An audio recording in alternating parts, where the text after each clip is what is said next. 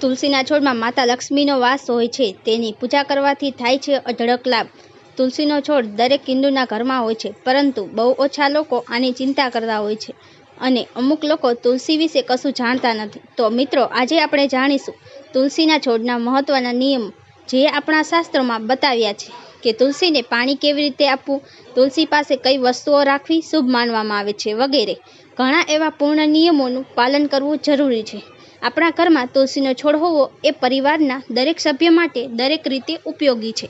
મિત્રો, પુરાણો અનુસાર તુલસીના છોડમાં દેવી લક્ષ્મીનો વાસ હોય છે અને આ છોડની નિયમિત પૂજા કરવાથી ચોક્કસ લાભ થાય છે. પરંતુ જો તમે ઘરમાં તુલસીનો છોડ રાખો છો, તો ઘરમાં તુલસીનો છોડ રાખવાથી તેની નીચે આ એક વસ્તુ બાંધી દો. તુલસીનો છોડ વાવવાનું અને રાખવાનું ઘણું વધારે પરિણામ મળશે, કારણ કે આ એક વસ્તુ વગર તુલસીને અધૂરી માનવામાં આવે છે. આ વસ્તુ તુલસીને પૂર્ણ બનાવે છે. મિત્રો, શાસ્ત્રોમાં તેનો સૌથી વધુ ઉલ્લેખ કરવામાં આવ્યો છે. શાસ્ત્રોમાં તેનું મહત્વ જણાવવામાં આવ્યું છે. મિત્રો, માત્ર ભારતમાં જ નહીં, પરંતુ વિશ્વના મોટાભાગના દેશોમાં તુલસીને ખૂબ જ ફાયદાકારક છોડ માનવામાં આવે છે. આ છોડમાં અનેક ઔષધીય ગુણો હોવા ઉપરાંત તેને એવું પણ કહેવામાં આવે છે કે તે દરેક ધાર્મિક વિધિ હોય કે અન્ય કોઈપણ ધાર્મિક વિધિઓ હોય, તો તેમાં તુલસીનો ઉપયોગ ચોક્કસપણે થાય છે. વિષ્ણુ પુરાણમાં તુલસીને ભગવાન વિષ્ણુની પત્ની કહેવામાં આવી છે. તેથી જ તુલસી વિશ્વની માતા છે. તુલસીને તમામ દેવી દેવતાઓના આશીર્વાદ મળ્યા છે. જ્યાં તુલસીનો છોડ છે, તે સ્થાનમાં બ્રહ્મા, વિષ્ણુ અને મહેશ એટલે કે ત્રણેય દેવોનો વાસ હોવાનું કહેવાય છે.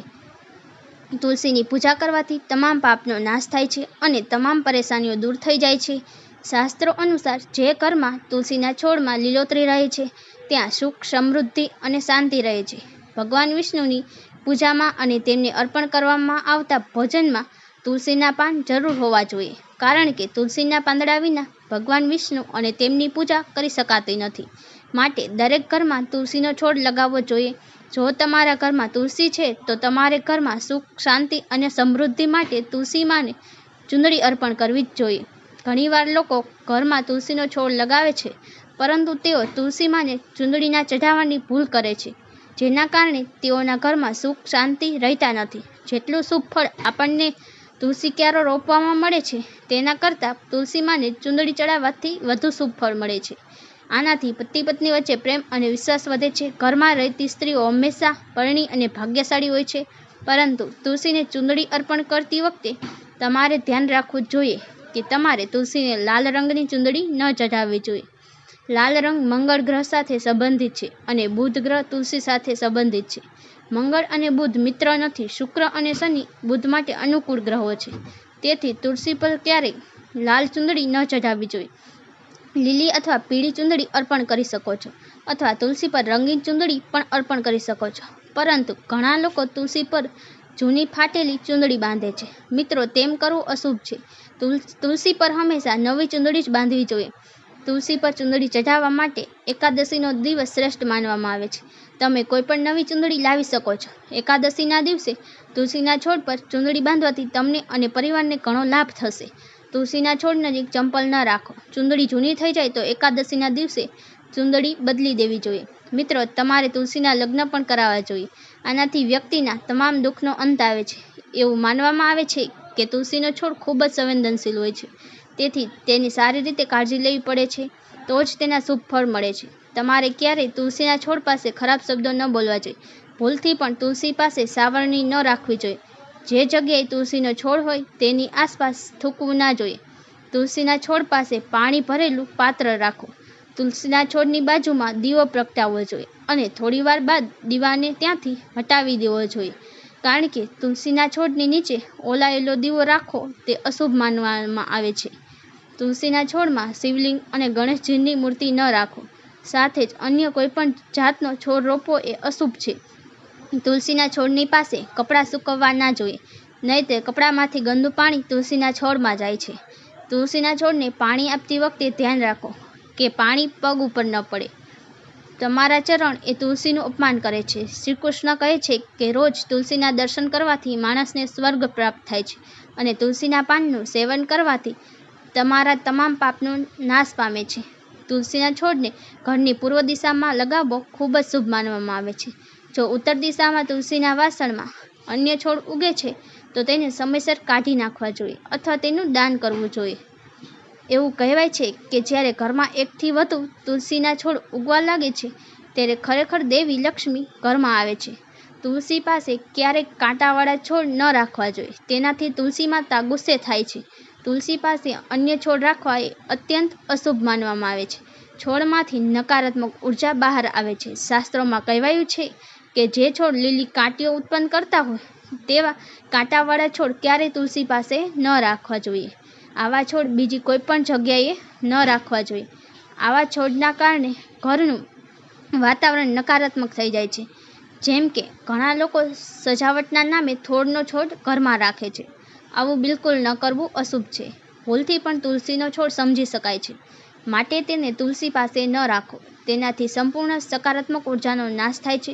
પરંતુ શાસ્ત્રોમાં કેળાના છોડનું વિશેષ મહત્વ જણાવવામાં આવ્યું છે. જો તમે તુલસીની પાસે કેળનું ઝાડ વાવો છો તો તમને અનેક ગણા ફાયદાઓ મળશે. કેળના ઝાડમાં ભગવાન વિષ્ણુ બિરાજમાન છે. તેને તુલસીની પાસે લગાવવાથી ઘરમાં સુખ સમૃદ્ધિ આવે છે અને ભગવાન વિષ્ણુનો જ્યાં વાસ હોય છે ત્યાં માતા લક્ષ્મીજી સ્વયં આવે છે. મિત્રો, જો તમે શાલિગ્રામ રાખવા માંગતા હો તો શાલિગ્રામને તુલસીના વાસણમાં અવશ્ય રાખો. શાલિગ્રામ રાખવાથી તમને તુલસીની વધુ શુભ અસર જોવા મળશે. શાલિગ્રામને ભગવાન વિષ્ણુનું નિરાકાર સ્વરૂપ માનવામાં આવે છે. તે એક કાળા રંગનો પથ્થર છે જે અનન્ય અને મૂલ્યવાન માનવામાં આવે છે. જો તમે તેને તુલસીના વાસણમાં રાખશો તો તમારા ઘરમાં સમૃદ્ધિ આવશે, નકારાત્મક ઉર્જાનો નાશ થશે. એવું માનવામાં આવે છે કે શાલિગ્રામમાં પણ થોડી માત્રામાં સોનું હોય છે. તો આ પથ્થરો ઉત્તરગાથા નદીમાં જોવા મળે છે. એટલે જ જો તમે શાલિગ્રામને તુલસીના છોડમાં રાખશો તો ભગવાન વિષ્ણુની સાથે તમને માતા લક્ષ્મીની કૃપા પણ મળશે. તમારા ઘરમાં ક્યારેય પૈસા અને અનાજની કમી નહીં આવે. જૂની પરંપરા અનુસાર જે ઘરમાં શાલિગ્રામની ઉપસ્થિત છે તે ઘર તીર્થધામ જેટલું સુંદર છે. શાલિગ્રામની દરરોજ મુલાકાત અને પૂજા કરવાથી દરેક પ્રકારના ભૌતિક સુખની પ્રાપ્તિ થાય છે. તુલસીની સાથે શાલિગ્રામની પૂજા કરવામાં આવે તો વ્યક્તિને કોઈ પણ પ્રકારની આર્થિક સમસ્યાનો સામનો કરવો પડતો નથી. વિષ્ણુ પુરાણ મુજબ શાલિગ્રામના ચરણોમાં અમૃતનું જળ ચઢાવવાથી વ્યક્તિના તમામ પાપ ધોવાઈ જાય છે.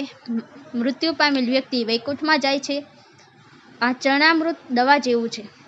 જે તેનું સેવન કરે છે તેને મોક્ષ મળે છે. કેટલાક લોકો ચરણામૃત લે છે અને તેને પાછું આપે છે, પરંતુ શાસ્ત્રમાં એવું કરવા માટે કોઈ ઉલ્લેખ નથી. ચરણામૃત સદાય જમણા હાથે ભક્તિભાવથી લેવું જોઈએ. આજકાલ બજારમાં ઘણા પ્રકારના શાલિગ્રામ ઉપલબ્ધ છે. વિવિધ પ્રકારના શાલિગ્રામ ઘરમાં ન લાવવા જોઈએ. એક જ શાલિગ્રામની પૂજા કરવી જોઈએ. શાસ્ત્રોમાં કહેવાયું છે કે શાલિગ્રામને ચંદન લગાવીને પૂજા કરવાથી વધુ સારું ફળ મળે છે. તેના પર તુલસીના પાન રાખવા જોઈએ અને શાલિગ્રામને દરરોજ પંચામૃતમાં સ્નાન કરાવીને તેના પર તુલસીના પાન ચઢાવવા જોઈએ. આમ કરવાથી પાપનો નાશ થાય છે. તમને જણાવી દઈએ કે લોભના કારણે ક્યારેય પણ તુલસીનું વાવેતર ન કરવું જોઈએ. જો તમે કોઈ છોડ લગાવો છો તો આ નિયમોનું પાલન કરો અને દરરોજ તેની પૂજા કરવી જરૂરી છે. જો તમે સૂચનાઓનું પાલન ન કરી શકો તો ઘરમાં તુલસીનો છોડ ન લગાવવો. દરરોજ માતા તુલસીને પ્રાર્થના કરો. ભૂલથી પણ તેમનું અપમાન ન કરો. તેમનું અપમાન તમારા માટે વિપરીત પરિણામ લાવી શકે છે. મિત્રો, આ જ રીતે તમે કોઈ પણ વાસણમાં તુલસીને રાખો અને સાચી ભક્તિ સાથે તુલસીના છોડની સારસંભાળ રાખો, જેથી દેવી લક્ષ્મી તમારા જીવનમાં સુખ, શાંતિ અને સમૃદ્ધિ લાવે તેવી આશા. અહીંયા આપવામાં આવેલી માહિતી તમને ગમી તો અમારા આ વિડીયોને લાઈક કરો, શેર કરો, સબસ્ક્રાઈબ કરો. જય લક્ષ્મી માતા, જય તુલસી માતા.